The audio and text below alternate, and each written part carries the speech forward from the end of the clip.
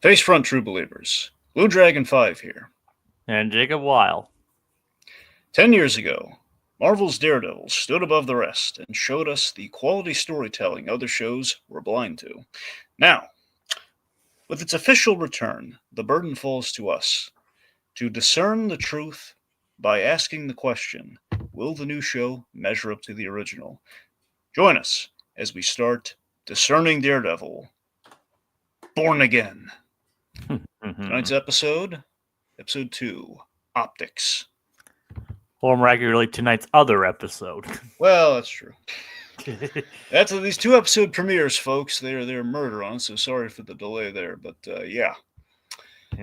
So you'll probably notice Jacob is not Tiki, and I'm going to tell you why.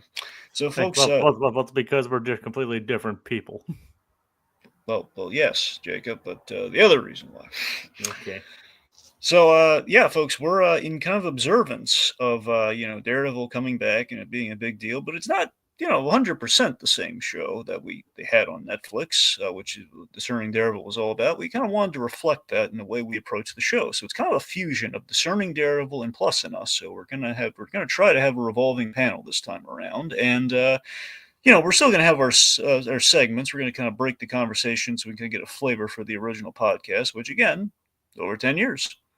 For since we were doing Discerning Daredevil, and we were speculating about the Netflix shows in the first year, so it's been a while. So yeah, we're gonna see how it works. I mean, fingers crossed. Age of revivals. Yep.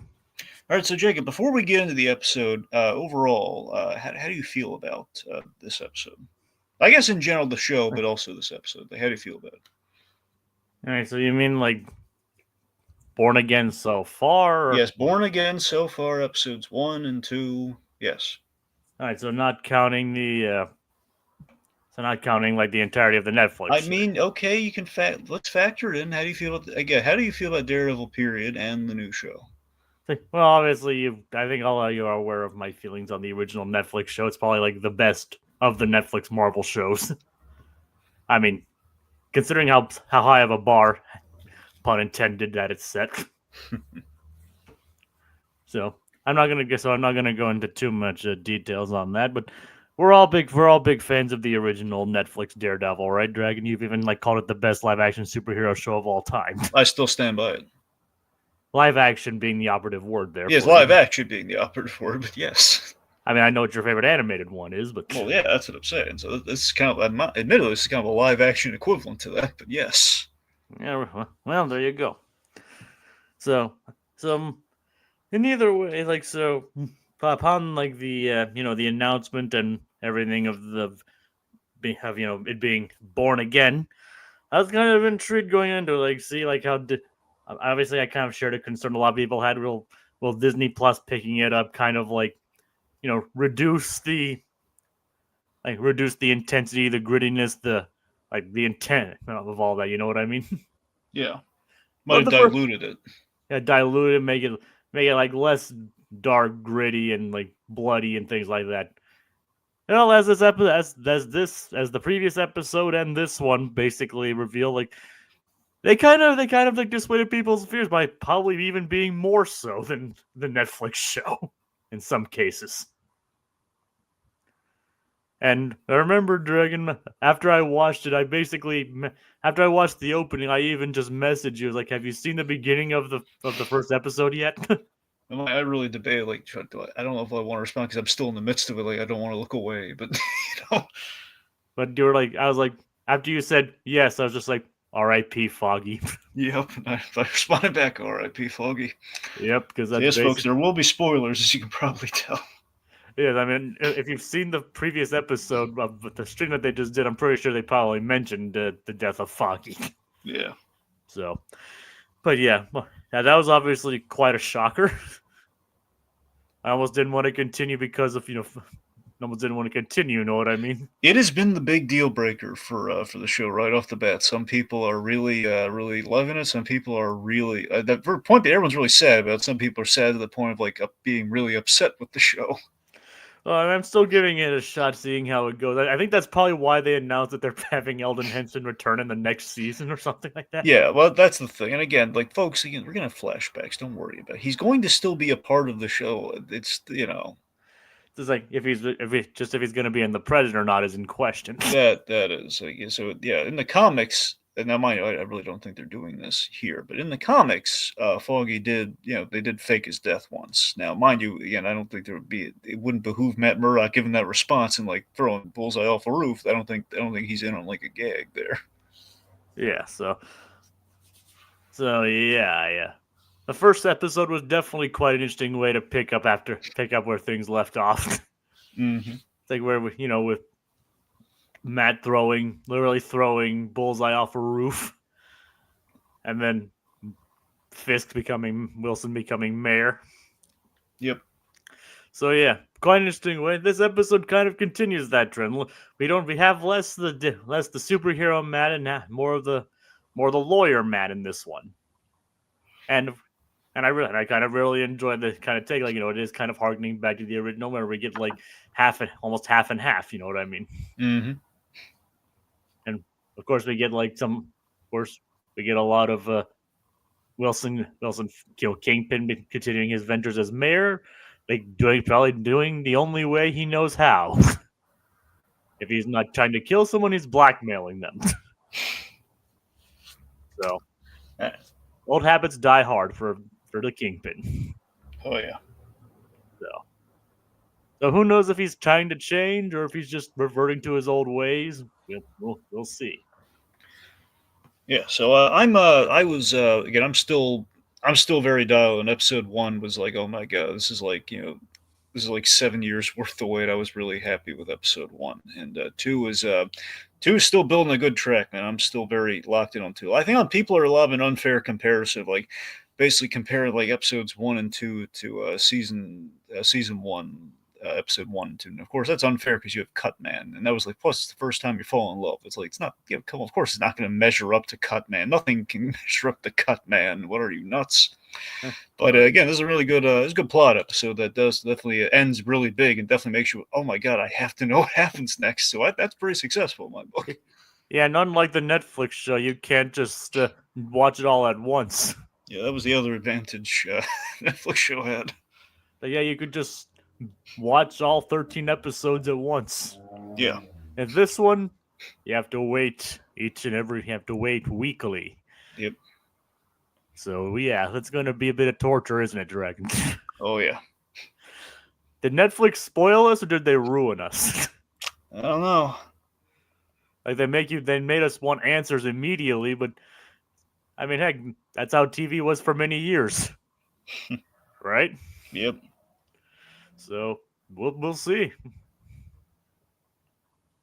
All right. But yeah, I like this episode too. It's like I'm still trying to, obviously, as we mentioned before, it has very big shoes to fill when it comes to the Netflix show. But I think I wouldn't say it's as good yet. I mean, it's probably better than season 2, but not as good as season 1 and 3. I was only 2 episodes in. I don't think we can make that judgment yet. I'm just saying as of now. Yeah.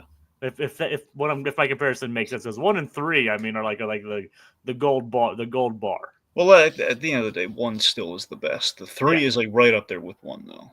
Yeah. There's an argument for 3 being as good as 1, if not better. But there's an argument. I mean, like I said, I'm not gonna deny you on that one. Like I said, those are basically the gold bars, the gold standards of those kinds of things. Yeah. And I'd say it's probably just below 3 this season so far, just below 3. We'll obviously wait for the whole season to come out first before I pass judgment on that. Yep. You know what they have in common? They both have the Punisher. What was that? You know what season 2 and this season has in common? What? They both got the Punisher. Yep. Yeah. Okay. I'm looking forward to seeing the next season, considering some of the people have been announced for it. Well, yeah. Jacob, we got to earn that. So, who do you think Matthew Lillard's going to be?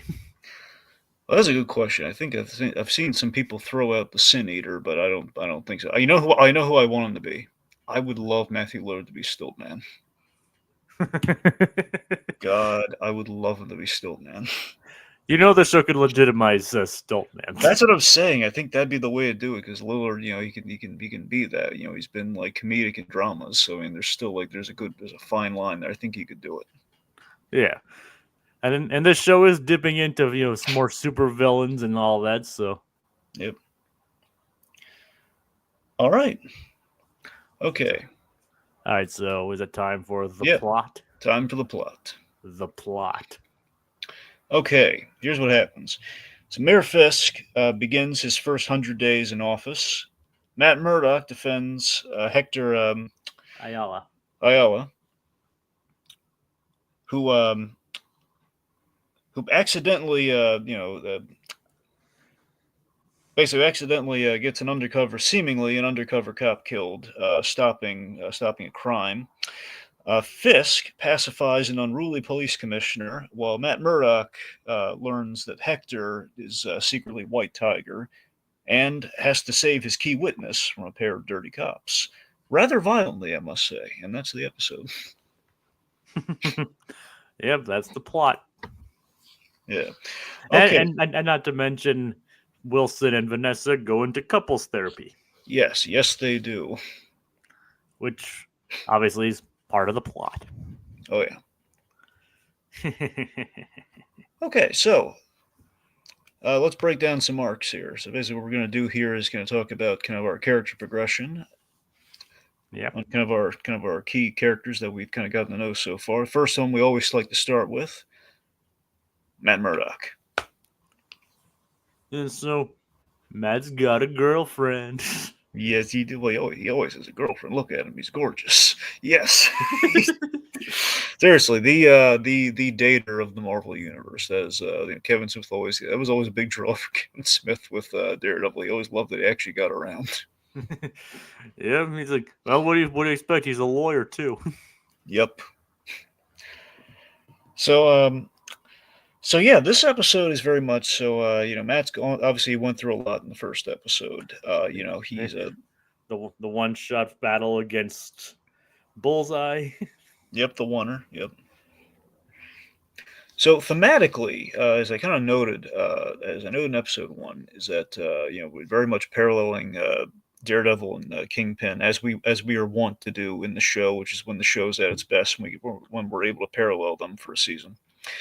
And the thing that really fascinated me is that Matt and Fisk are very much kind of fulfilling their father's dreams for them that we kind of touched on way back in season one. Like Kingpin is now essentially he's a high. He's the man in charge. Yes, he's the mayor too, which again, his father was campaigning for like city councilman or something. So the fact that Kingpin's gotten even a rung above that, mayor, that's pretty substantial. He's kind of accomplished everything his father what his father decided power was. And on the flip side, Daredevil again, he's fulfilling everything Jack Murdock wanted him to be. He is now he's a lawyer. Basically, he's a name firm that is very very successful, very kind of upscale thanks to McDuffie.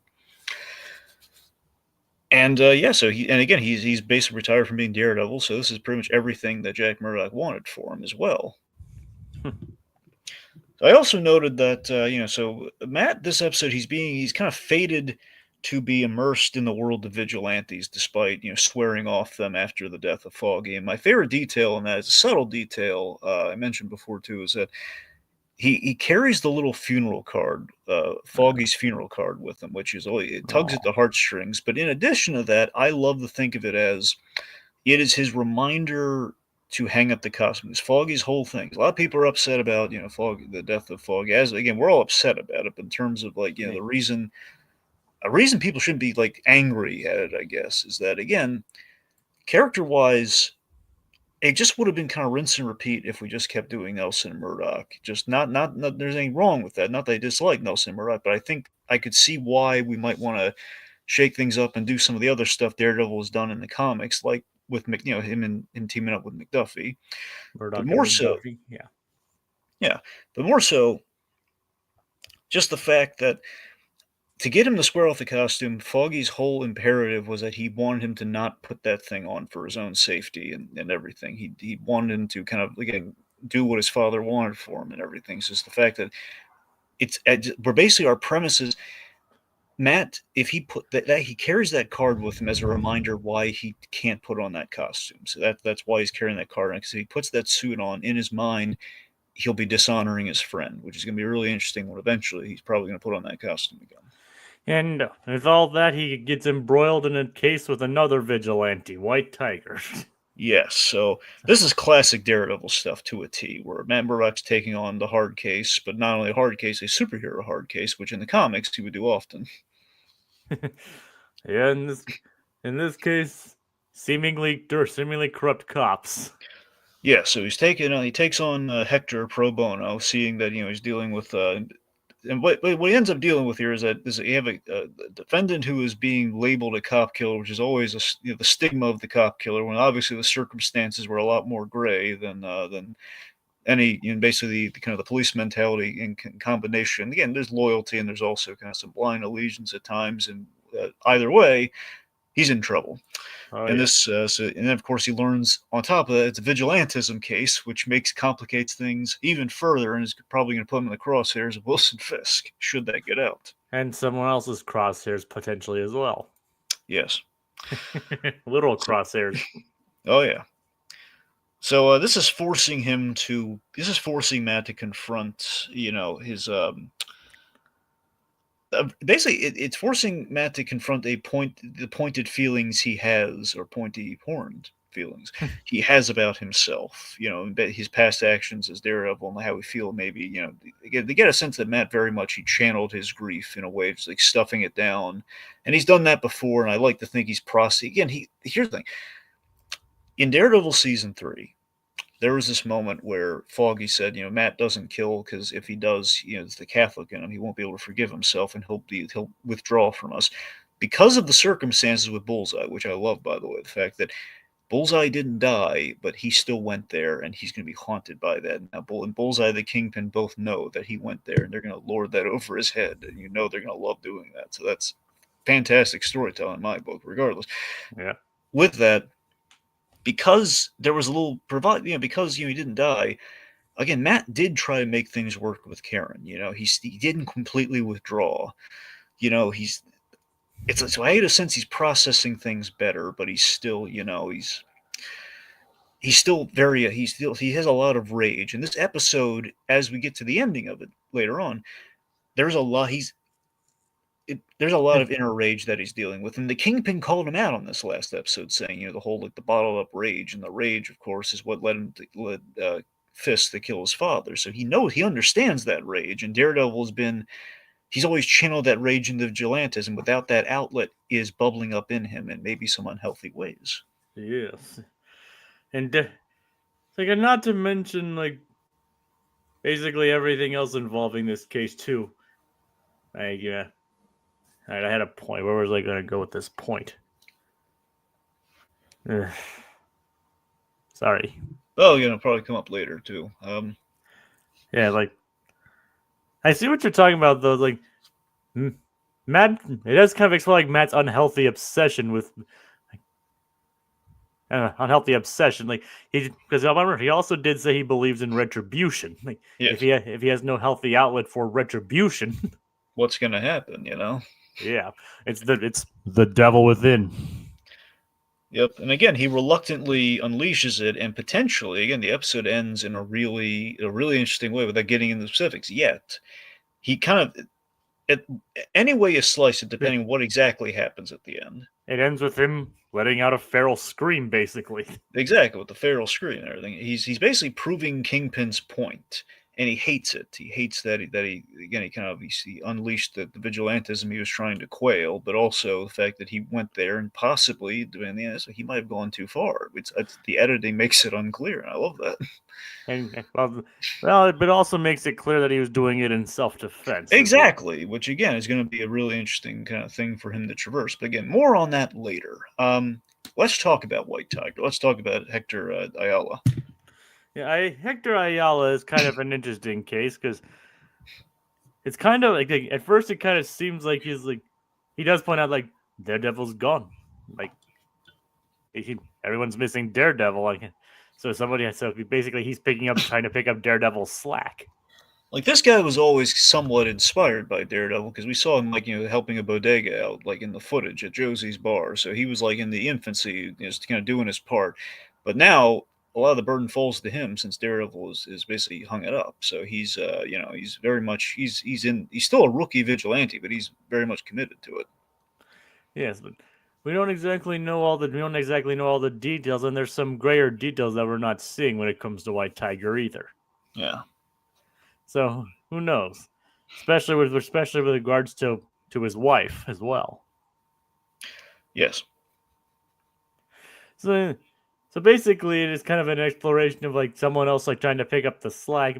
But I do kind of like how like the show's like kind of nonchalant about introducing his mystic amulet. Oh yeah, and that's the thing that we would have. I'm not saying we would have sidestepped it, but we would have had to. Sorry, let me rephrase that.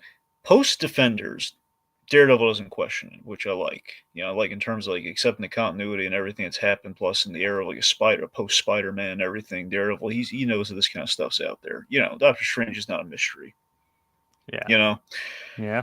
especially post 2018, which is basically like that was also kind of the benefit Daredevil had to it as well, where like we were like introducing Doctor Strange. He wasn't really public until like Infinity War, so he wouldn't really magic is a whole thing, and plus post Iron Fist, he's on board for it. No one's questioning. We're allowed to get into this sort of territory. Even again, one of our big plot points this season with the Kingpin is done by, admittedly, something I'm not crazy about, but I like the Echo show, but I hated in the last episode. I hated like giving her powers and having her do like the generational trauma, like little mind thing that she did to him. But it got us to where we are, so it's a necessary evil. Point being, we can have the mystical stuff, and we don't have to dwell on it because it just happens.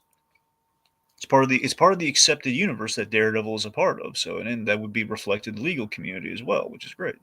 Which She-Hulk also got into a little bit. Well, I do remember the point I was trying to make, though. Oh, okay. What do you got? It is actually kind of also interesting and good for Hector that he was able to get the whole vigilanteism case dropped from Ayala's evidence case. Oh yeah. Otherwise, that could have, like, as he pointed out, basically put an unfair bias. By the way, I was really impressed. I was worried that judge was going to be very cop blind or something. He was going to be very much like kind of sandbagging Matt's case, but no, he heard him out. He let him exclude the vigilantism because Matt is absolutely right. Is that he wasn't in the costume during it. Didn't have an unfair advantage. He was just Yep. different matter entirely. And it shows again, once again, Matt is a really good lawyer. Oh yeah, that's why he catches the brick. Oh yeah. Anyway, yeah. So Hector again. So he's dealing with. It seems like Hector is dealing with the struggles that we saw Matt deal with in Daredevil seasons 1 and 2. Where he's trying to have a normal life, but also be a vigilante, which he can't turn off, as we saw like when he was just kind of coming home with groceries. He can't. He can't turn it off. He saw someone in trouble. He acted. And this might be putting a strain on things with his wife. So Hector is kind of taking things the way Matt Murdock. He tried having a relationship with Karen, but a lot of stuff got in the way. This guy's trying to have his cake and eat it too, but right now, again, the vigilantism's kind of like biting him in the end. And he's starting to question. He's really he's a little dour on it. He's like, what this, I think he knew this was an inevitability, but maybe not like this, like someone dying and him getting, pinned for it. And it's like, he's just very, like the cops are trying to beat a confession out of him. Things are looking pretty bad right now. Oh yeah. Like we don't know how many of these guys are. We don't even know really who these cops are, what their loyalties lie, why they're doing what they're doing. We don't really know anything about them. Yeah. Other than the fact that maybe they're just dirty and trying to like doing that. Who knows? Maybe they're working for Fisk. Do you think they're on Fisk's payroll? I do not think they're on Fisk payroll. No. They might just be Well, that's straight the thing. I dirty. think they're. Well, we'll get into it with like the Braille trilogy, but we see like a tattoo on their arms. Oh yeah. Well, oh yeah. Right. So I think it's. I don't think they're with Fisk. I will say that much right now. It might be just misguided followers of someone I else. I think absolutely that's the case. Either that or they're against that guy, and that's maybe. But yeah, let's just say yes. I think it's the first one. I think it's that they are misguided followers of that character, but We'll get to that. anyway, that's the thing. So again, he's in a really the situation where again he's again he's fighting seemingly plainclothes cops who in reality might have been dirty cops, just really turning someone up when they tuning someone up when they shouldn't have, and just in the fight, he's saving trying to they're roughing up Nicky Torres, and one of them just foolishly charges at the guy on a subway platform, and he gets pancaked by the subway car. Yep. Yep. But Again, as we the audience see completely that guy's fault. What was he thinking? It's like, yeah, and as I mentioned, it's like I think people by these first 2 episodes were kind of assuaged by like is Disney Plus going to tone down the violence for this show? Yeah. I think they pretty much answered that question. No, they're not. Yeah. All right. Like I said, I mean it's no slamming somebody's head in a car door, but No. Just a refrigerator. But yeah, we'll get there too. Yeah. Okay, so in essence, the round out Hector here. So Hector feels a little unsupported, and he's kind of questioning if it was all worth it, because even his own wife seems to have maybe given up on him. At least maybe. She says that's not the man I married. Yeah. Okay, so that brings us to Cherry and McDuffie. We're gonna kind of combine them here because we don't really know a lot about them yet, so we're gonna kind of like lump their arc together. Well, Cherry is kind of like he's kind of like the man on the inside for Matt. Yeah, Cherry's great. So Cherry's an original character. From what I can tell, Cherry's an original character for the show. Now, Jacob, what most likely happened, and I don't know yet because they're being really cagey about it. I don't know if Brett Mahoney is coming back for this show. Now he should. It was said that he was, but then the actor himself said no. But that could be the MCU kind of like, okay, don't talk about it kind of a thing. So it's unclear. Most likely, what happened though is in the original conception of the show before we basically canonized the Netflix Daredevil. This guy's probably our fill-in for Brett Mahoney. It's kind of the operating theory on what Cherry is. And the frustrating thing is that if we do get Brett Mahoney, I love Cherry. Cherry's a great character. I think he's he's the ex-cop who was kind of accepting of the vigilante thing. Because in this world, we were kind of bringing up, we were at a path of like maybe registering vigilantes, so allowing vigilantes if they sign up. Which of course is now in which is Fisk is running on outlawing. Yes. So that's the thing. So he's running outlaw on that, and so there was this. This was like just like the hopeful turns before Fisk, actually became mayor. Yeah. All right. So I think he's a very smart supporting character that Matt has in his corner. It's doing the research. He's kind of like a weird combination of Brett Mahoney and Ben Urich, which I really like. Yeah, I can kind of see the comparison. There's like he's like the man on the inside, like he's like digging up clues for Matt. He's even the one who finds out that Ayala Hector is the White Tiger. Oh yeah, very resourceful, very smart. This guy, veteran cop. Again, I love my favorite thing in this episode with Cherry. I love the scene that he had where he explains the machine that gets turned on when a cop gets killed. The cop killer machine, where it's like they're obsessed. Yeah, it keeps going and going until somebody pays. Exactly. So I love that. It was this very, very well written, I thought. And again, it's also we established that he discouraged Matt's vigilantism, but again he loves the way in which this character is introduced is at the end of the episode, at the end of the opening episode one, he's on that rooftop. He sees that Matt is Daredevil. He likes Matt Murdock, because Matt Foggy and everyone, they always had a really good relationship with the cops of New York, at least the honest cops like this guy. The question is, do you think he knew Matt was Daredevil before the rooftop thing, or no? Yeah, I didn't think so either. No. He probably, if he really wanted to, maybe he could have figured it out. But then again, blind lawyer. No one really puts that together. Like vigilante who can leap off rooftops. Well, he might have I don't know. I didn't think so either. Point being, yeah, I love that he's very much into the fact that he is supportive of Matt Murdock before it was Daredevil, but he understood. Again, he has the. It's like he has the cops. It's the cops' perspective on Daredevil, in which he kind of there's an acceptance of the vigilantism, but also it's like he doesn't answer for it like we would. but there's a respect for Matt Murdock, and because of this, he accepts the past of Daredevil, but he doesn't want him to go back to that because he does think that's not the way to do things. So I like that Yeah. he has a really solid stance on that. That is not like he's not just like blindly taking one side or another. He's like he sees the gray there, he accepts it, but he wants him to stay on the path. Like even doing good as a lawyer, more good as a lawyer than a vigilante. Yeah, well, he, we'll see how that goes, how that Uh, route goes. yeah, yeah. I mean, Matt's always been able to balance both, doing both good work in the courtroom and on the rooftop. Oh yeah, it's yeah. All right, so McDuffie. Yeah, she's kind of interesting so far. We don't know much about her because like Foggy was kind of hitting on her in the first episode, and then teamed up with Matt to make a new firm. set him up with the therapist to become as a blind date.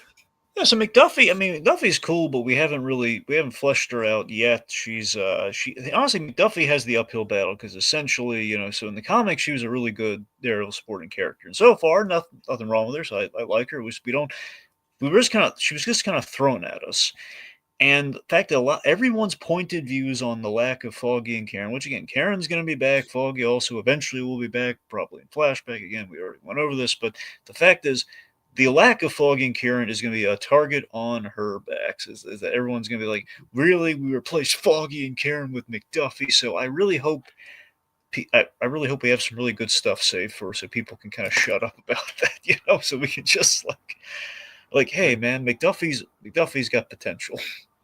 Yeah, but like I said, she did give Matt a new girlfriend though. Yeah. So, and we like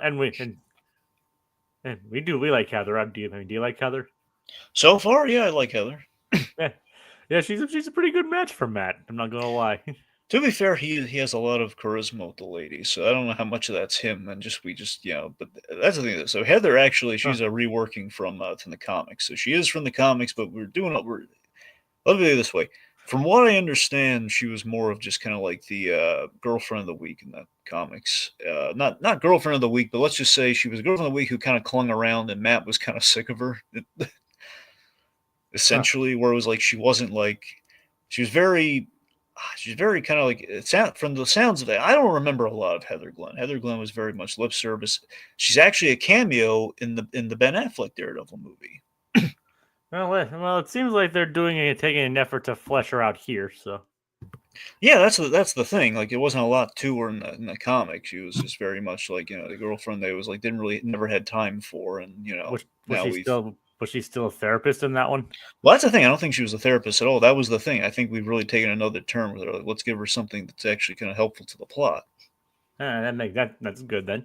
Yeah, a lot of people have kind of some people, not a lot of people. Tiki brought this up, and I can imagine other people maybe getting. I kind of saw it myself, but I didn't really. Again, I'm giving her the benefit of the doubt here. Some Chase Meridian vibes, maybe. Shit. Girlfriend who's a therapist. Yep. I hope it goes a lot better than that than Chase Meridian, but there are parallels. Again, a successful Chase Meridian. Let's just give it the benefit of the doubt there. But again, we're only 2 episodes in. Anyway, so Heather, basically is an example of Matt being a ladies' man, but I like like Matt, she uses her understanding of people to do good as a doctor. it's like well, as you mentioned with the dad, well, obviously he did lose his sense of sight, but apparently it also went to his charisma stat as well. Oh yeah. So he you can say he's blind, but he has an eye for the ladies. See if Matt, that's good. Thank you. It's really good. See Thank you. if Matt were a degenerate, if Matt were Master Roshi from Dragon Ball, just be a thing of like, oh, I'm so sorry. Oh, I can't blind. Sorry about that. Oh, can you imagine a blind Master Roshi with Daredevil powers? Oh God. The world would never be the same again. Nope. Anyway. So yeah. All right. So let's see. So now we've possibly positioned Heather between Matt and Fisk. She's she's the marriage counselor for the Fisk. It is kind of interesting that in the first episode we never actually figured out her opinion on Fisk being elected mayor. Yeah. I think it was obviously we showed that Matt was obviously shocked that he was elected mayor, and the city is mostly split on it. But we never actually got to hear what Heather thought, and Oh yeah. we still actually don't. But she has taken them in as a marriage counselor. Also, she might be poised between Daredevil and another villain. Muse. Yeah, quite possibly. Yes. Hmm. We haven't have we met Muse yet? I don't We think might so. have. We might have actually. Huh. Secretly. Well, you'll have to elaborate on that one. Well, when we get the Braille Trail, I will tell you what the running theory is. All right. Okay, so the last one, the last major one we have here is let's talk about Kingpin. Let's talk about Fisk. Like, so he's continuing his first 100 days trying to make an impression, which is kind of interesting. So I want to talk about the pothole scene. Just all instantly he is. I just love the idea that like a child, he's instantly bored with politics. It's just like he got everything he wanted. Now it's just like he's just kind of bored by it. And he's also just trying to flex his power. Yeah, so like he's He's like, it's like we're waiting for approval. Well, consider it approved. So this is great, and this is basically the platform that he essentially. He says it in well again. He kind of says it here right after during the pothole scene. He says, "Is a mayor who gets things done," which of course brings about. Yep. What? Well, it kind of brings about like the clip, Jake. It brings about. Getting things done. Mm-hmm. Or like that. Sorry, I'm kind of. Yeah. Sorry. Anyway, it brings about the whole "get it done" thing, which is I think is kind of the running gag of like his platform is pretty much like he's a man who gets things done, as he's kind of proven with the pothole here. But again, I love that it's the fact that this is a very surface level. Like he's serving his own needs if he doesn't want to wait in traffic. But again, like a spoiled child, he's serving his own needs, but he's also spinning it into like his campaign promise. Because he tries to get things done. Which again is like I'd like that. That is his mentality. He is a man of action. He wants to. And again, so we're seeing a benefit of like like going back to season one. Kingpin did care about the city, and he was basically using violent means to make the city a safer place. So he does care about the city.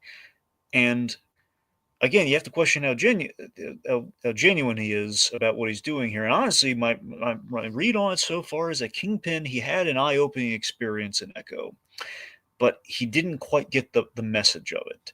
And he's chasing a feeling he doesn't fully understand. And he's basically doing this in the sense of he wants to get back to his original goal in the show.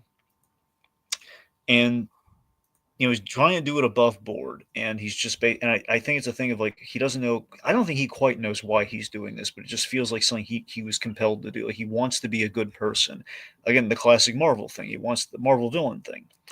He wants to be, he thinks he's in the right, and again, he essentially does want to serve the public good. But But he wants to do it his way. exactly, which so far, again, as we see, there's a little some pointedness to it, but again, it could be belying some more like violent stuff he's doing behind the scenes that we don't know about yet. The thing is that him just like immediately cutting through the red tape, like even then, that's kind of a way of showing brute force. And we've seen him do this before with season 3 with the FBI. He was playing the FBI as an informant, but in reality, he corrupted the whole organization. Yeah, but it's like I said, and this shows brute force, and like he's not using his fist, but immediately cutting through the tapes, like consider it approved. That's considered brute force. Yeah, exactly. So again, there's a proactive, and that's the thing with moments like the pothole thing. Again, we're seeing the real reason why he's doing it in that car scene, but from periphery, you understand why people voted for this guy. You understand why he is getting things done. He's going to call it as it is and as he sees it. Which there's something kind of like refreshing in the world of politics where everyone's like giving you like, hey, what are you going to do about taxes or whatever? And someone's going to give you like, well, I mean, the collective consciousness. We're going to be like, yada yada yada. Where Kingpin saying like, I'm going to visit the office. I'm going to have a word with the man. That kind of thing. Yeah. It's a terrible example, but you take my point, though, right? Yeah. All right. Anyway, so and here's the thing. So in general, too, like I think a big thing we're doing with him arc wise is that we really explore this episode. It's really eating him. It's really eating him away that he and Vanessa are not on the best of terms, and it's the whole episode being called optics. That's kind of what it's about here. It's the optics of and both. So again, in parallel in the episode title here, in parallel, Fisk and Matt Murdock, they're they're both dealing with bad optics. Matt with the potential bad optics of the bad optics of a cop killer, and then also like a vigilante being involved, and And not Fisk with the and not optics of like Vanessa not being by his side during his mayoral stuff. and not to mention the optics of Matt taking on and like how it looks for the firm. Yeah. So, and of course, Also, I love the pun of the title too, optics for a blind man. So it's kind of being able to see things, yeah, or the way things are seen. exactly. So I wonder if we're Vanessa. gonna like, yep. No, I'm sorry. I thought you were going to talk about Vanessa. I don't know, but I was talking. Was gonna bring up the therapy scene. Well, sure, but we'll save the therapy scene though. Okay. Yeah, because that's your. We're going to talk about that later, aren't we? Yeah. Right. Actually, I'm sorry. And actually, wait, no, we can talk about. I'm sorry, we can talk about that now. I remember you want to talk about the other big thing from the episode later. So yeah, what do you want to say about? Let's talk about the therapy scene, Jacob. Like, well, it's kind of interesting how it like basically kind of like showed kind of revealed like how the revelation of the fact that it was the Fists that were going to be the new clients. Oh yeah. Like you probably kind of anticipated, but you're like wondering about it. Yeah, because initially Fisk's man, Cashman. He's basically like he's kind of taken the role of Felix Manning and formerly Wesley. So we have this guy. Let's hope this guy fares better than Wesley. Well, hopefully, yeah. So in the comics, he was a guy called Bullet, who was like this huge bruiser of a guy. So obviously, we've kind of went a little bit of a different way with him. But essentially, he's the handler that Fisk has dealing with the criminal stuff, and he is. So initially, this guy's showing up. You think, oh boy, he's keeping tabs on Murdoch's girlfriend, but no, he actually needs her for her, her insight as a doctor. Oh yeah, so him not being on good terms with Vanessa is eating away at him, and it's the fact that Kingpin's past and Vanessa seem to have a causal link.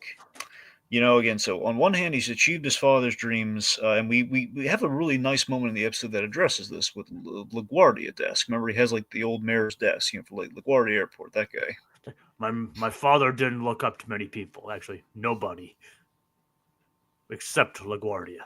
So that's great, and again, that was a great moment. It kind of really hits it home that again he's achieved what his father wanted, and he's at the desk of the man that he respected.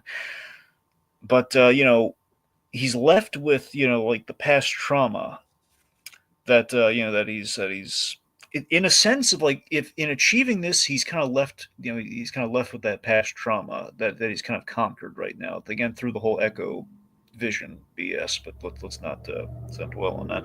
Like season 1, he is driven to save the city, and Vanessa incentivize that goal. It's about control and power, and like Vanessa was the motivator that helped him achieve that. So it's always been kind of a motivator with him. But it feels like now that he has it all, now that he's won, and they're both in very different places, and the time that he spent away from Vanessa is going to cost him like his vision of like having everything he wants and being married to Vanessa, where it feels like in a sense he can either have love with Vanessa or he can have the power, but Vanessa wants the power. But to get her what she wants, they have to be apart, and that just so you see what I mean, though. It's this messy thing. They can't have it all technically.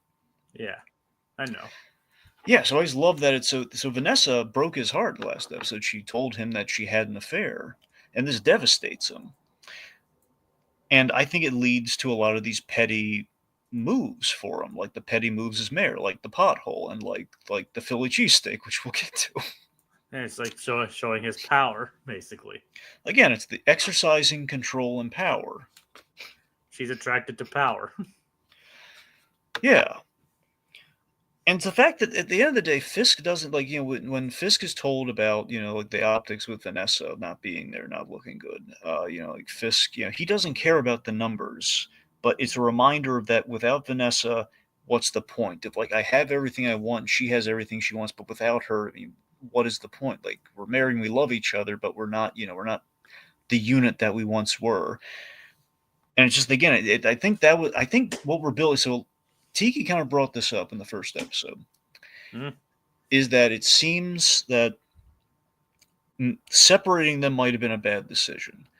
And I really feel that's just them in the comics. They had a really rocky relationship in the comics. The show subverted that in a wonderful way. And I think in getting back to kind of how it was in the comics through this means and them seeing counseling for this, I think it's enlightening them to the fact that the pursuit of power is like this never-ending yin and yang. It's like the thing that bonds them is the pursuit of power. In reality, the never-ending yin and yang in his entanglement with Daredevil, that's really that's the thing that's never going to go away. Like that's the relationship that's stronger than the relationship with his wife, and that's kind of like I don't know. I think that's kind of interesting.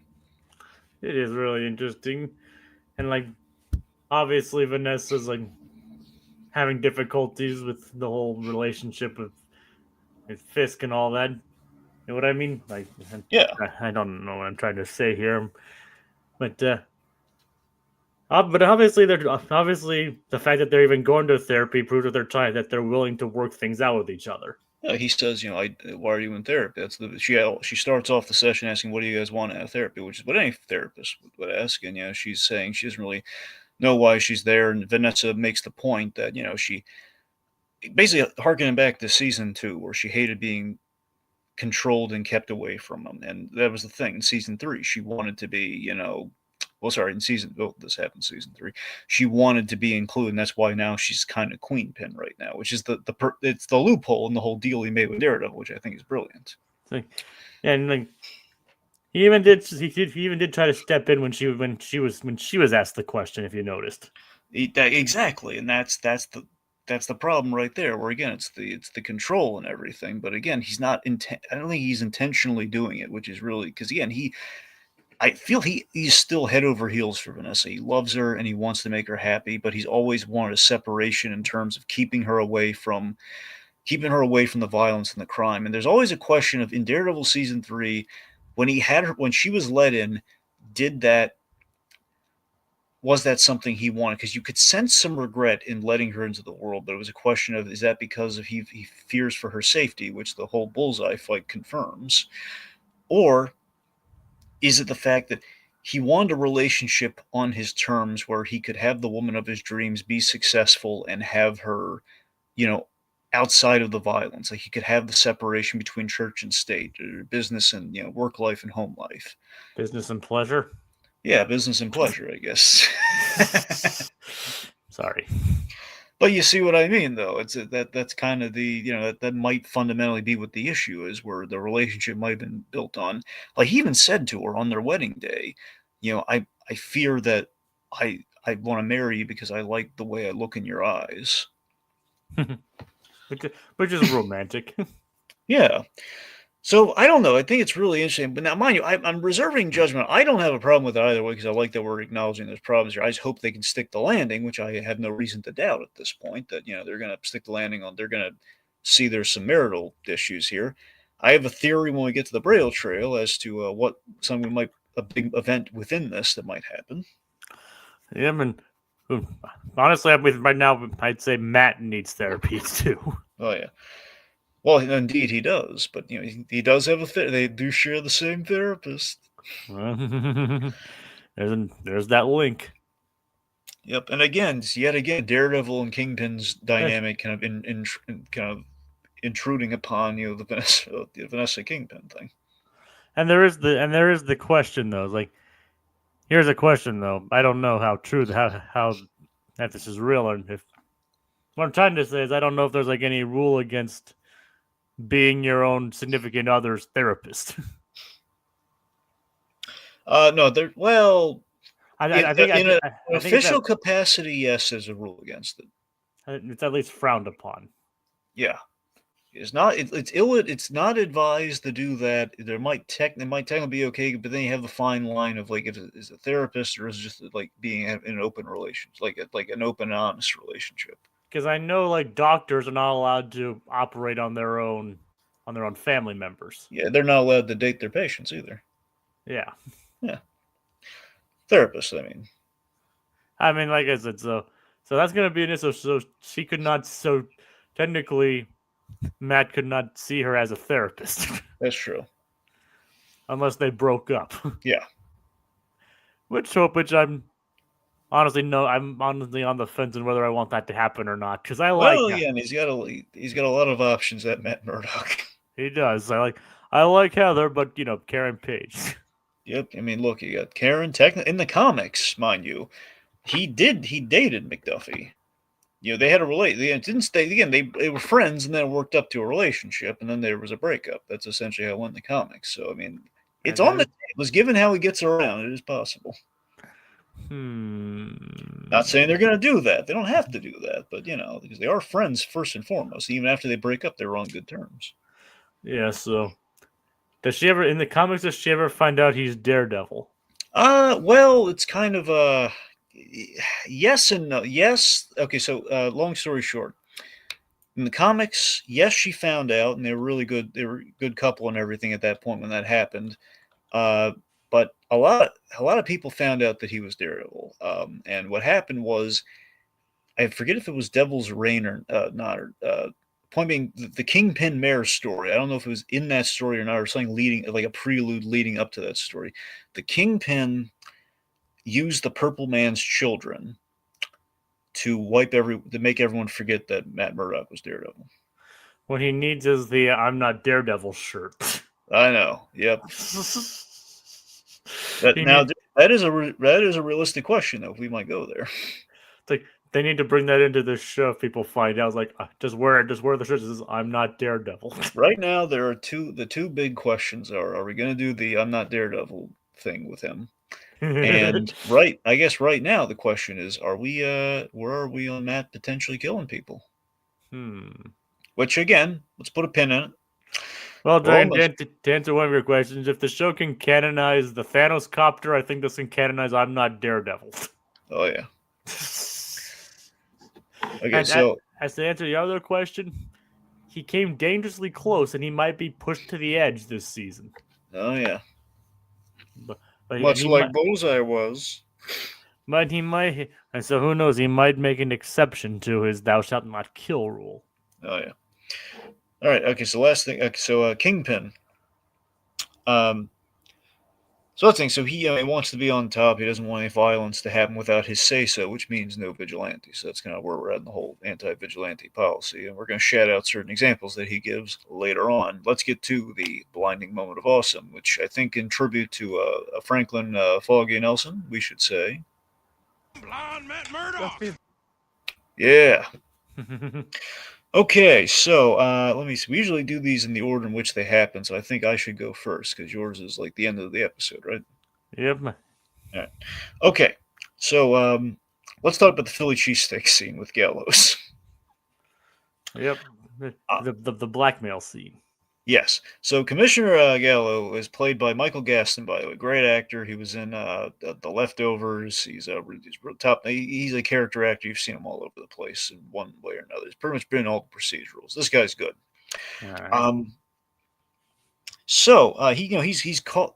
We're at the cop's funeral, the dirty cop's funeral, and Fisk calls out. He calls Fisk out on the BS on him as mayor, which I gotta admit, that to me is like the one pet peeve I do have. I'm reserving judgment. I hope they're gonna maybe at some point figure it out or like say it, but we don't. Again, Jacob, I've looked it up, acknowledging even the lawyer that we know. I think he's kind of disproved this as well. Like, how the heck is Fisk allowed to be mayor, given what he did in Daredevil season 3? Now, I have my head canon. I don't know legally of how it stands, but from what I understand, my head canon is that he pinned all the actual murders on Bullseye, and he somehow weaseled his way out, probably with a lot of zeros and a lot of checks, on on the conspiracy and the bribing the FBI kind of stuff, and the blackmail and the bribery charges. Like somehow he walked it, or at least he got it downgraded enough that he could run for mayor. Because technically, in certain states, I don't think New York though. In certain states, criminal record doesn't matter for running for mayor.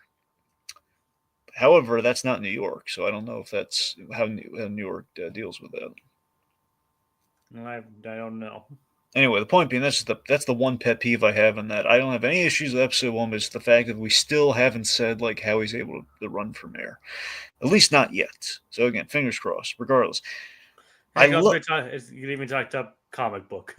Well, yeah, I know it's common, but that's fine. But I need like a line just of some logic, just so I can like get behind it. Just like one. Anyway, at the very least here, Gallo he kind of calls out on the BS of like, no, I didn't, I wasn't responsible for this guy's death. Like, oh no, but there were others though. Like, yeah, he's killed a lot of cops in the past. Yeah. So, point being, Gallows is basically speaking the mind, calling him a thug and everything, saying, like, do you ever hear about Samuel Vance? That was the shortest mayor in New York's history. I'm going to make sure your terms last less than his did. Less than a month. Yeah, but then, like as I mentioned earlier, like Fisk runs the city like the way he knows best. So we have this wonderful, delightful scene where the king, and this is great, and I love the word. It's this delightful, menacing kingpin moment where, again, it's petty as all get out. And it's petty in the sense of this guy insulted him and he's in a bad mood because of Vanessa. So he just really went for it. And the fact that he's like so gleefully did it, I had such a smile on my face, much like the smile Wilson Fisk had here. He went straight for the jugular. Oh, yeah. He just the reveal of the revenge for the insult at the funeral is just I love petty villains, as you know of my love with the Reverse Flash. I love moments like this, and again, the Kingpin and the Reverse Flash are like not counting the Joker, like my favorite villains. So this is just such he's relishing this moment of he invites Gallows in, and basically Gallows is like giving him his resignation. Yep, and then he gets into the talk about the best Philly places are the ones. Before you go, one question. Cheesesteak. You're from Philadelphia originally, aren't you? Yes. And Philly's known for their Philly cheesesteaks. I looked it up. King of Prussia is actually a real city. Well, yeah. I didn't know that before I watched this show. It's right outside the city, but yeah. Like I said, I didn't know that. Anyway, so I love that. There's the gag that kills me. Okay, it's enough. Anyway, Slice J, this was going to be my blinding moment of awesome just for this moment here where he says to Cashman, what was that one place? Gino's, but that was your favorite. My favorite. There's a place inside the city called D'Angelo's, but it's the fact but that was your favorite. Just the way he says that with the finger point just cracks me up.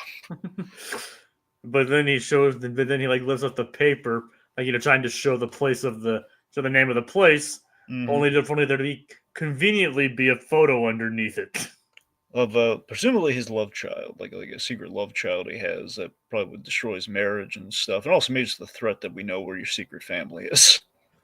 Yeah. So then we have the list of compromises here. It's list, and I love he writes it on the wrapper of the cheesesteak, by the way, because technically, if it's notarized, it's a binding document. But it's additional funding for the additional budget, 0. Additional training, none. Yep. Overtime minimums, none. It's how's that sound for compromise? It's all right, you're not gonna like that. All right, fine. I'll stay on, but you're gonna wish I wasn't. I'm looking forward to that with Gallows. I hope Gallows comes back and he gets the last laugh on Fisk at the end of the season. I really do. Fisk knows how to play hardball. Again, like I said, he's running the city the way he knows how. Again, I love that then says to Cashman the whole single piece of paper can bend a man's will. That's not the hard part. It's the fact the sandwich was disgusting. The fact they didn't even like the sandwich. He did it all for just for revenge. He ate that sandwich for revenge, Jacob. It's a revenge sandwich. Yes. But that just goes to show like what Wilson Fisk is willing to do to get his way. Love it. Be Okay. it be it eat a disgusting sandwich. Yep. Oh, let's face it. I think he prefers the disgusting sandwich over some of the other things he's had to do. Yeah. I mean, what do you think? I don't actually know. I don't think so. I think again he would. I think he prefers the other stuff to the sandwich. Well, maybe you're right, but the sandwich is the same. I mean, I don't know. It is kind of hard to mess up a Philly cheesesteak, but Yeah. who No, I just knows? mean the Kingpin has like very sophisticated taste, so I think ultimately that's But do you I mean, come on. Even with the most sophisticated taste, you can't turn out a good Philly. yeah. Yeah. Anyway, okay, so Jay, what is your blinding moment of awesome? Tell the folks. So basically, the ending fight between Matt and the dirty cops. Yeah. All right, go on. Like I said, I really like that because it is kind of, it's not like the one from the previous episode, but it is kind of like highlighting that this series hasn't lost the grittiness from the Netflix series. It basically, it's just as brutal as it ever was, if not more so. And it just starts off innocently, Matt trying to get a kind of almost borderline baiting them into a fight. Would you say?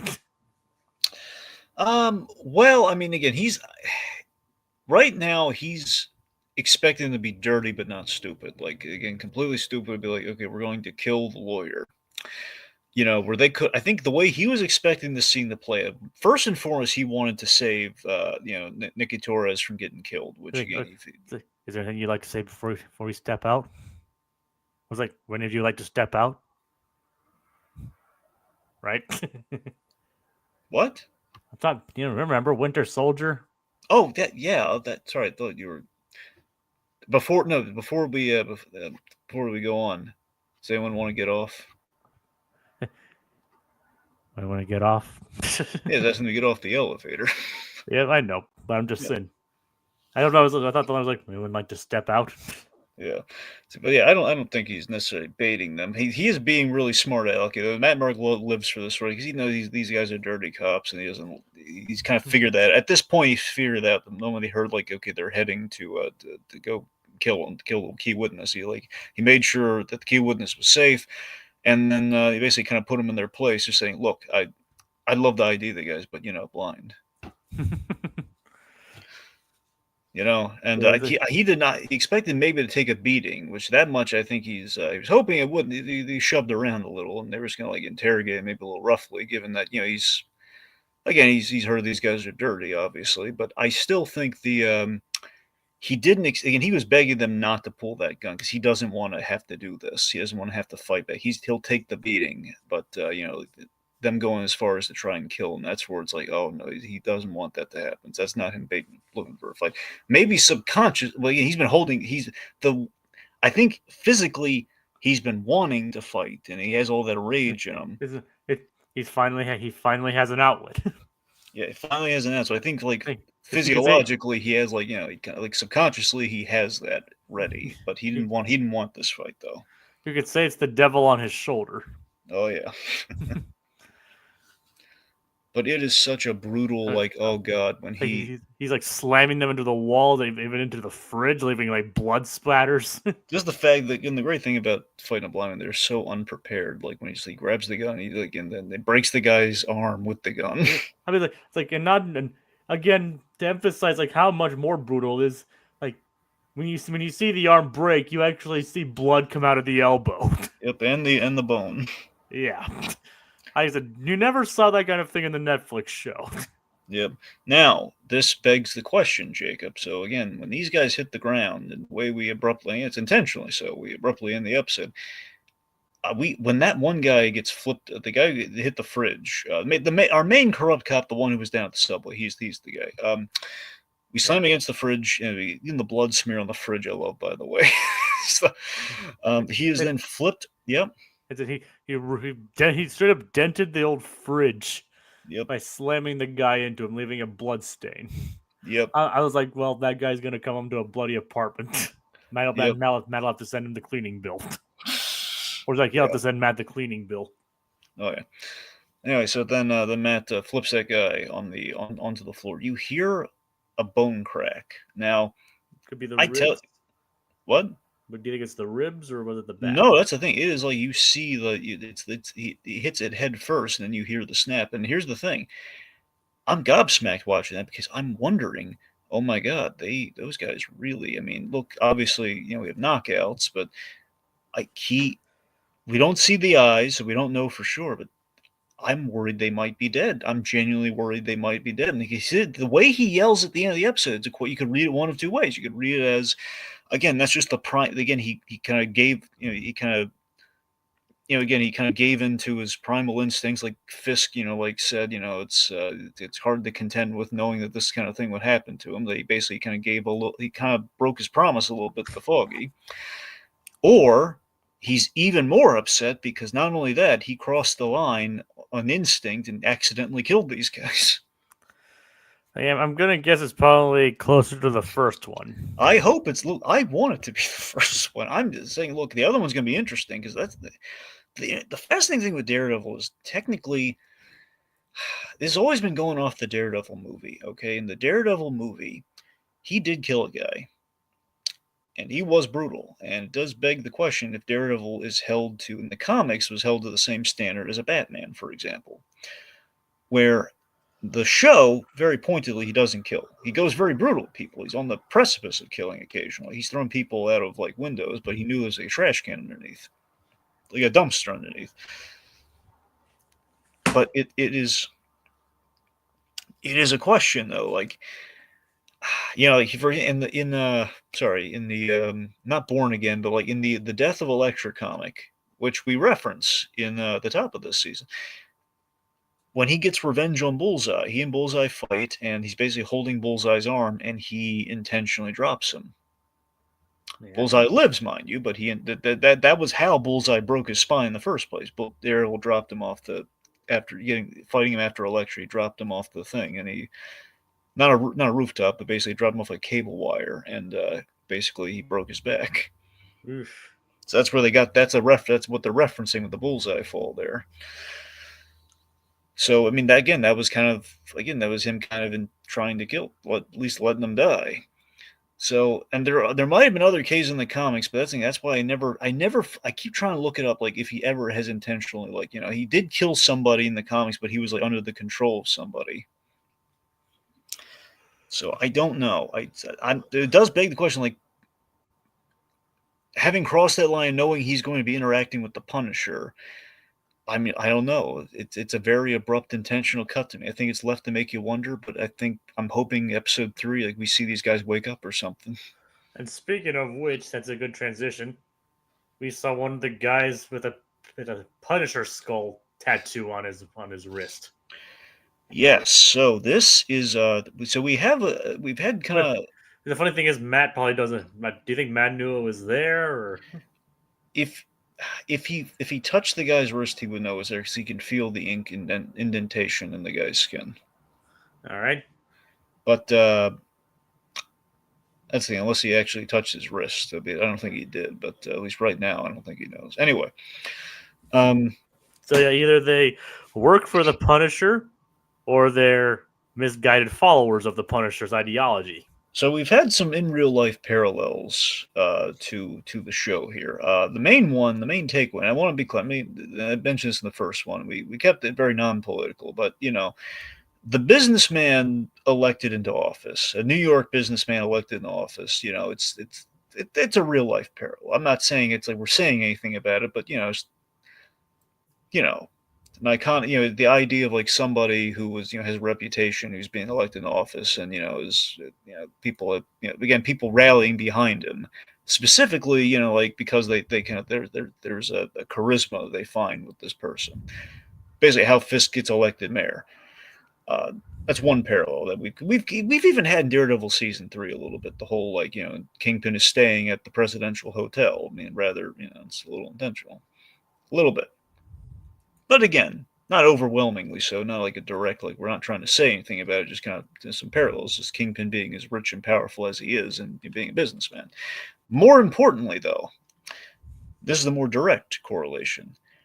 The Punisher iconography in real life, many people adopted Punisher's logo and turned into a lot of negative stuff, and they basically co-opted the Punisher skull and used it for their own agendas. And for example, the logo that we see on this guy's wrist has the flag on it, the flag in the shape of a fist.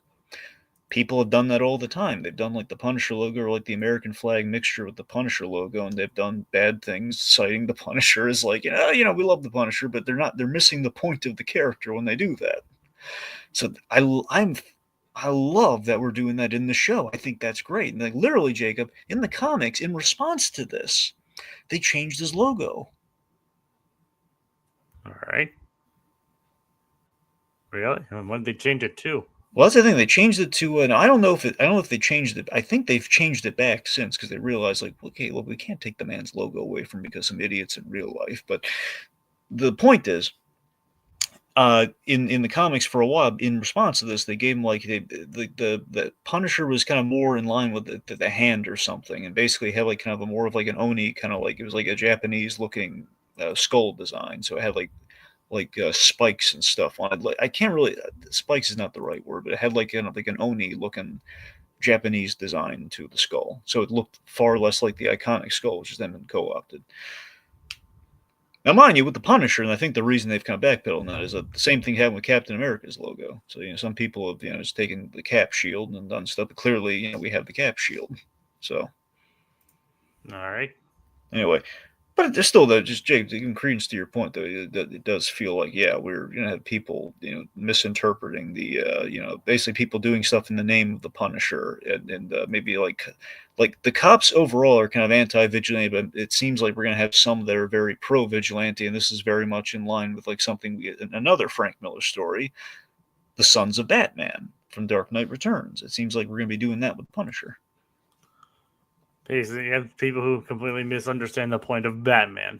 Exactly. And then, of course, it took Batman to put him in line, and the Punisher, well, I think he's going to have some words for these gentlemen. You know what the funny thing is? This is completely unrelated, but talking about like Sons of Batman and things with how we just talked about Dexter's Lab recently, I just started rewatching Samurai Jack. Mm-hmm. And, Daughters of Aku. Oh, yeah. Yeah.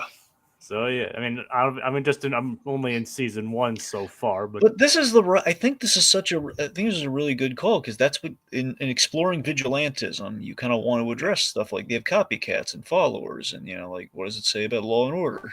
I mean, and also look at White Tiger. He's a copycat vigilante too.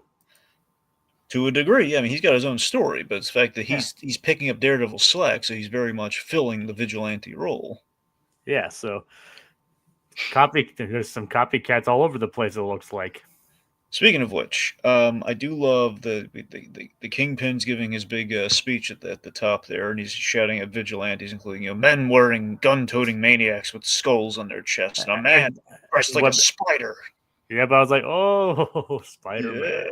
And again, unfortunately, Spider-Man will not appear, even in season 2. He's not going to appear because legally he can't. Sony just needs to sell the rights to Spider-Man already. They do. They really do. It's basically, that's honestly, it's a weird thing. Even in animation, apparently Spider-Man, he can only exist for 30 minutes in animation at a time. It can't even be over, because then it'd be Spider-Verse. At least in their mind, that's what that's the thing. So we can't even get an hour long of Spider-Man animation. Oh, you mean Peter Parker at least? I mean, I think it's Peter Parker and Spider-Man. I think both of them. Like, here's the thing: we can get the loophole seems to be Spider-Man Noir. Like, we can get a live-action show Spider-Man Noir, as long as it's not Marvel. Like, so long as it's not the MCU doing it. I don't get it either. I'm just at this point they're just telling me what it is. At this point, they're just doing things to keep the copyright. Exactly. So some other things. So BB Urich. So we've set her up. She has like the kind of the she's interviewing people in the, which again feels a bit like a Frank Miller nod. Just the whole Frank Miller having the interstitials when we've interviewed people on the street about Batman and how they feel about vigilantes. I'm convinced that this was the holdover from the way they were doing things before we canonized the Netflix stuff. the whole BB Uric character. I just feel that every time we cut away, that to me still feels like something that because they did reuse some footage that they had that would work within the story that they're telling, including that stuff. So I feel that's a holdover from that. I'm not saying that in a bad way. It just feels like that to me, and I could be wrong. Maybe. Regardless, BB Uric, she has a sit down with the Kingpin, who, of course, this is a really cool scene because she, the Kingpin killed her uncle Yep. rather brutally.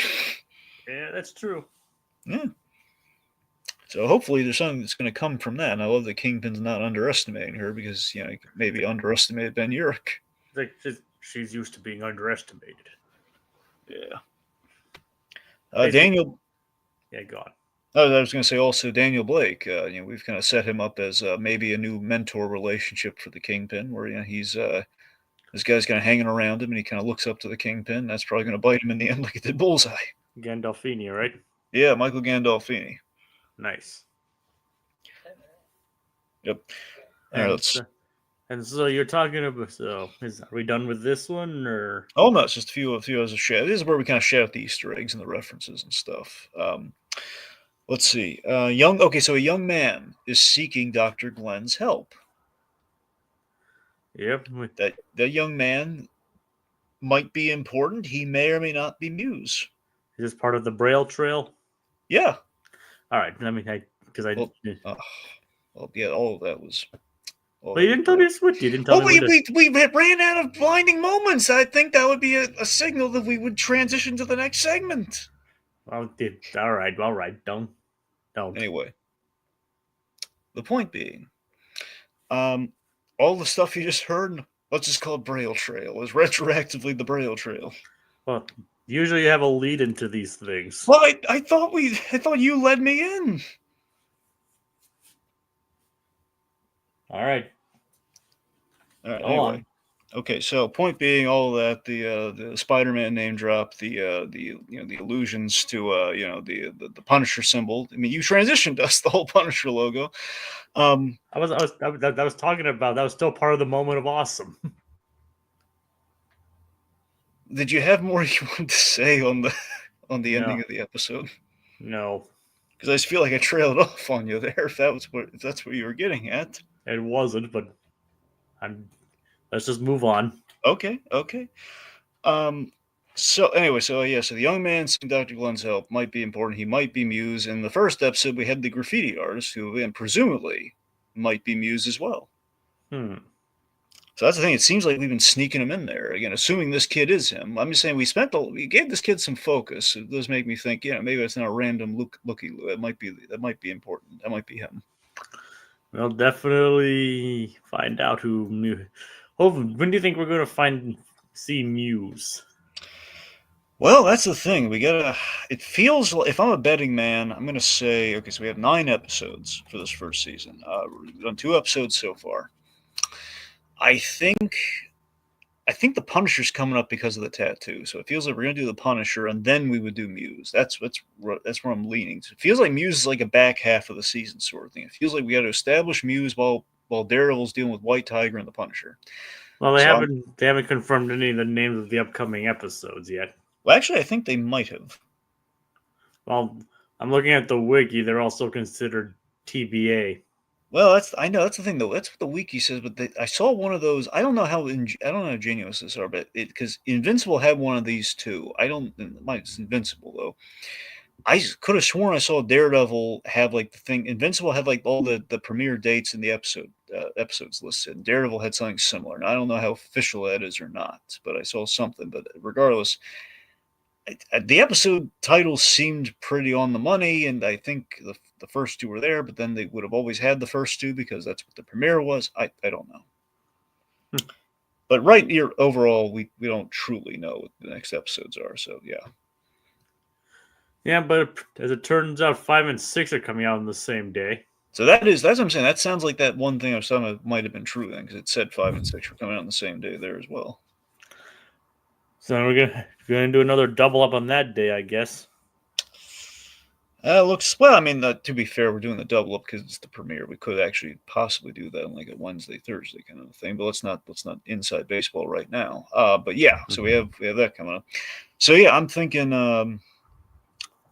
we kind of we get to we after we finish the Punisher. That's when we start getting to Muse.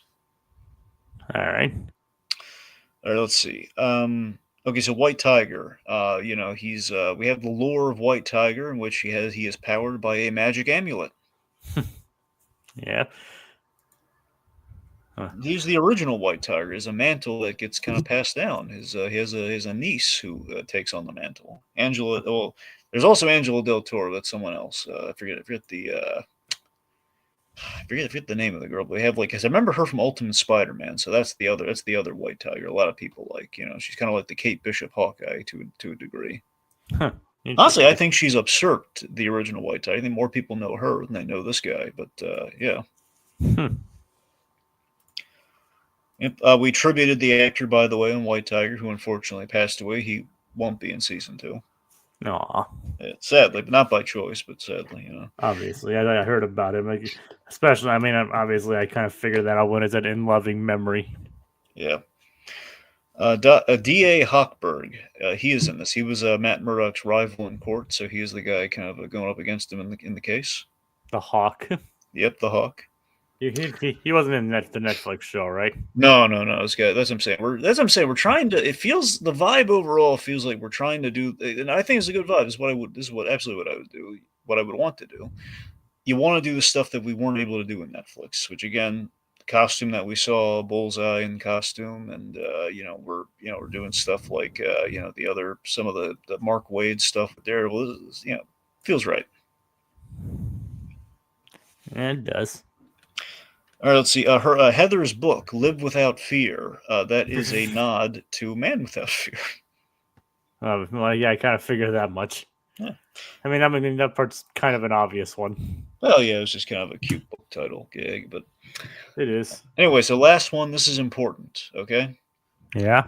If you've noticed, this one's more of a theory, but it's something to track between 2 episodes. Kingpin, but actually not between both episodes. In this episode, Kingpin's knuckles, a little bloody, Yeah, little beaten and bloody. Wonder why. Would you like to hear my brilliant theory? Yes, I would. Okay, I'm convinced that in accordance with the exact wording of what Vanessa said, Kingpin did not kill Adam, the man who is sleeping with his wife. He basically beat him. He is I think he's ongoingly torturing Adam. I think he's got him squirreled away somewhere, and he's like, every time he gets frustrated or angry, he just goes down there and he basically lets the devil out and he beats him. Like while he's having this marital discourse with Vanessa, he's beating him up secretly. That's what I think's happening. And it would be pretty interesting. I mean, they wouldn't be showing his knuckles if there wasn't some story there. The point is, he's doing, at the very least, he's beating people up just as an outlet. But it feels like if anyone he's going to beat up, he's going to beat up Adam so long as he doesn't kill him. All right. Which feels like, again, you have to imagine, though, again, the Kingpin, we built the show and Kingpin loves Vanessa. And of all the things that could ever happen, like someone like sleeping with Vanessa, like basically an adulterous affair going on, he's not going to take that lying down. That is like, he's going to do something really horrible to this person. So like a perpetual, like never-ending beating just seems like. Because obviously he's not going to do anything to Vanessa.